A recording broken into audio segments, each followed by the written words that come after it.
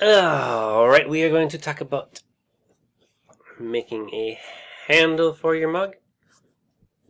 Now make sure, after you've gone vertical, that your mug is hard enough to hold its shape, right? You can see I can pick this one up, and it's not distorting, not bending. It's not super hard, but hard enough to hold its shape. I still have some tidying to do. I'm just getting a little water on there, because I know I'm going to score and attach it, and that mug's, a little, maybe a touch drier than I might like it even. So there's two ways to make a handle. I'll show you both of them. The first way is rolling a coil. And we've rolled coils before. We've rolled lots of coils, right? So this shouldn't be too much of a problem. The difference is that this coil is shaped like a carrot. So it's bigger on one end and gets smaller as it goes. So hopefully your clay is still wet. If it's not wet, add some water to it and then wedge that water into the clay. Right, this is the time of the year when things get drier. You've had your clay a while, so clay management is super important. And remember, you can always go to door 1 of JM anytime during the school day until 4 p.m. and grab some new clay. Like if your clay gets completely dried out, just get rid of it, grab some new stuff, life will be good. Alright, so got a nice solid ball of clay. We roll that into our sausage.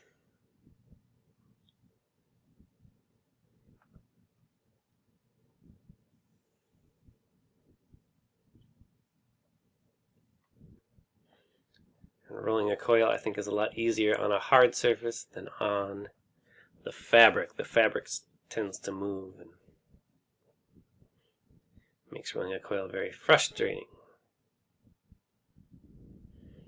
Remember, you want the coil to go don't just rock it in a small place. That coil has to rotate 360 degrees. So there we go. There's our carrot shape, right?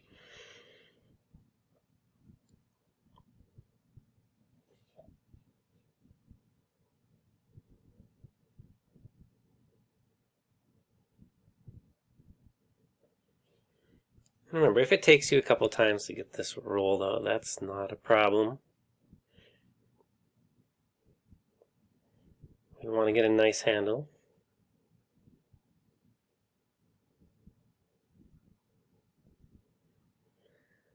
Alright, now we're going to flatten one side of it. To do that, you can pick it up and just whack it on the table. Aha! Well, looks good, huh? And that gives us a nice handle. So it's rounded on the bottom where I would grab it, and then it's flat on the top where I would rest my thumb, which is exactly what you want. And there's lots of different handles, right? You could have it rounded all the way around, but this is kind of a traditional style. And now I'm going to add something a little extra. With a wet thumb, I'm going to push my thumb into that so I get a curve that is the size of my thumb. So when I pick up the mug and I rest my thumb in there, it's like custom, right? Beautiful.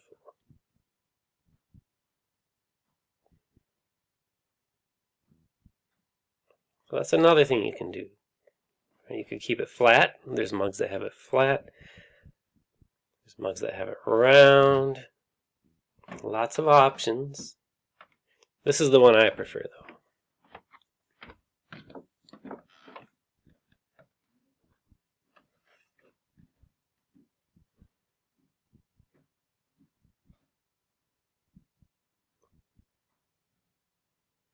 So trim that to size, and it's better to trim it a little too long. You can always make it shorter.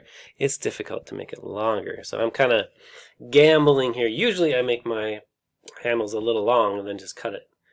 This time I'm hoping it works out. So see how it fits. Get it on there, see where the top and the bottom is going to be. Make sure it works. You could always roll it again, right? Remember, make sure your fingers are going to fit in there. It's going to shrink about 10%, so make sure your fingers, easily fit in there. Think about where you're going to position that. Is it going to go off the top? Is it going to go from the side?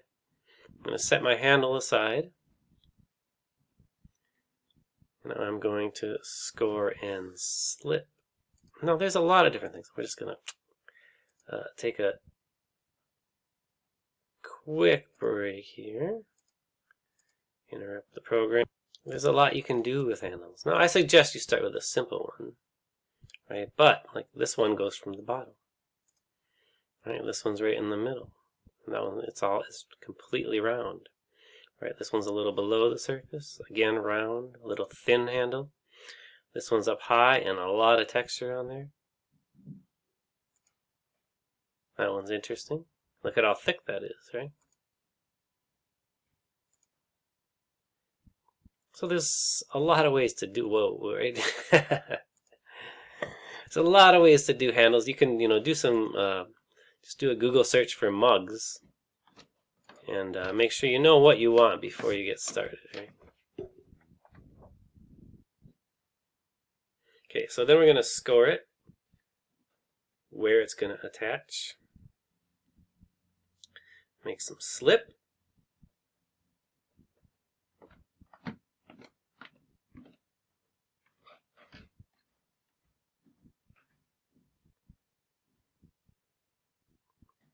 And then press it on good. Support the other side. See, right, support the other side. And here, give it a good press. I kind of like getting my thumbprint in there. Again, custom. And then shape it how you want it. Right, you can push it up, you can push it down. Get that on there really good.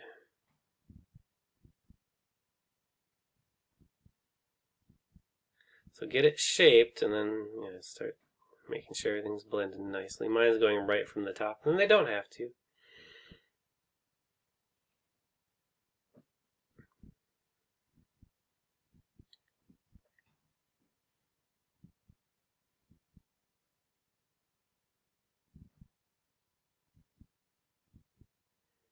And now you're going to want to let that handle get stronger before we start really trying to tidy it up and whatnot. There's another way to do a handle. The other way is to roll a slab. Now we've done a lot of slab rolling, right? So again, I'm getting my ball together. Yeah, see, there's a different kind of handle. That one's kind of rounded, and it's a lot lower. And it's especially awesome because it's on a Vikings mug.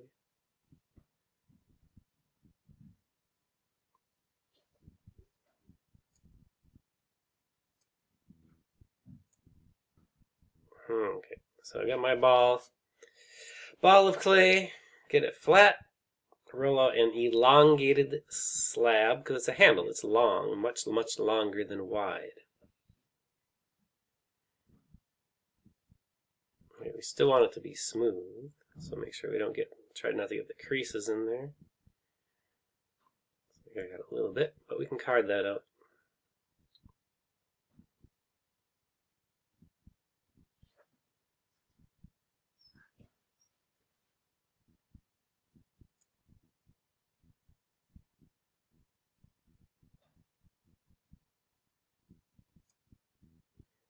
And now we're going to draw kind of a large triangle, or whatever the shape of your handle is. If you want it straight, it could be straight. Now, remember, you don't want it so wide that you can't get your fingers around it. Now, it's best to start a little wide, because I can always trim it smaller. If I start small, right, it's hard to get it bigger. Did kind of a terrible job of cutting there.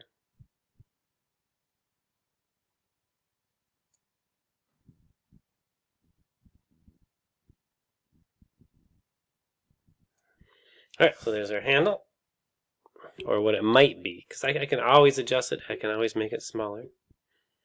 Again, make it a little long. Now here's trick though. Before we put it on, we're going to cut a little half circle out of there because our mug curves. Right, so we would attach it just like we did the other one, scoring and slipping. Shape it how you want it.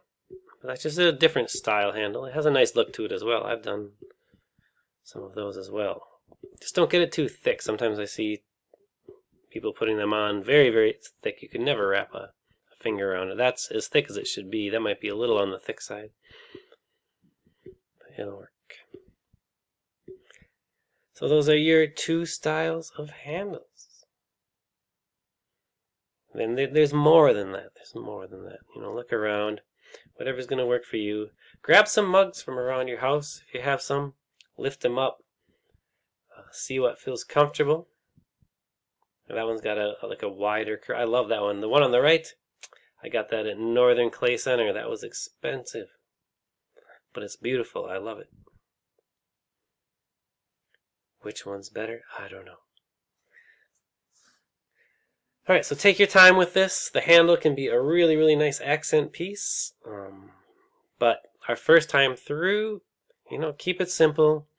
Do it nice. Get a mug that you're really going to be happy with. Okay, now my handle has dried. This is the next day. Now what do I have to do to finish up? I just need to clean everything up. You can see the clay is carving nicely. My mug is leather hard or very close. So I'm going around the bottom, evening out that base, which I cut a little bit too big. Just trimming it. And then going back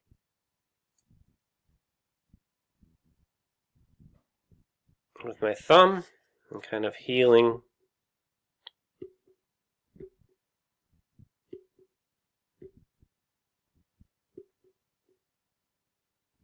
that little gap in there. All right, we don't want that.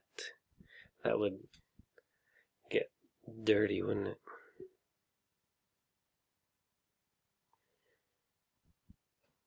So to finish up, we're just taking care of every little thing again. Some of you might have to carve your designs.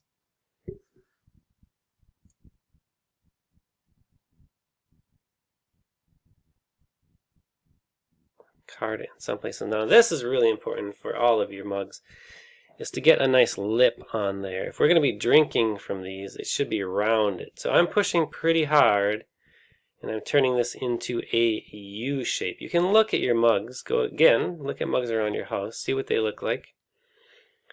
But they're probably going to have a rounded lip.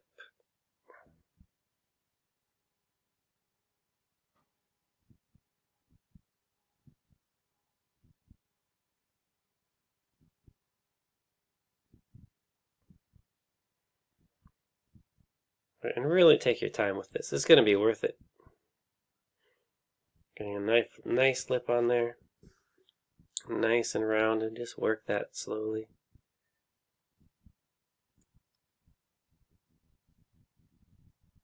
There you go. And just clean up any little details. Smooth everything out. You don't want any burrs. You don't want any sharp edges. Get your name in there. And the period. And then if you're completely done, you can leave it out to dry. Me, I think I'm going to take another look at it later just to make sure. So I'm going to wrap that up. Alright, so that's it.